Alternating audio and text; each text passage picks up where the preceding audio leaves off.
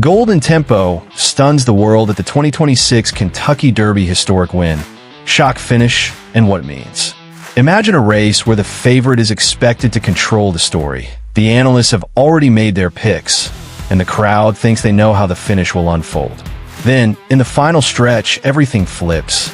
That is exactly what happened to the 2026 Kentucky Derby, where Golden Tempo, a 23-1 long shot, stunned the field and crossed the line first in one of the most dramatic Derby finishes in recent memory.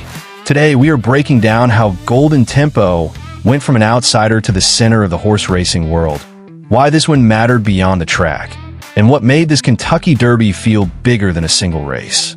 This was not just a sports upset. It was a story about timing, pressure, strategy, and history.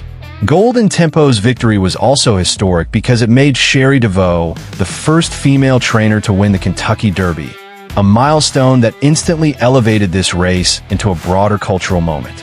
And here is the part that made it even more electric. The Derby favorite, Renegade, was still there at the end. The race was not won by accident in empty space.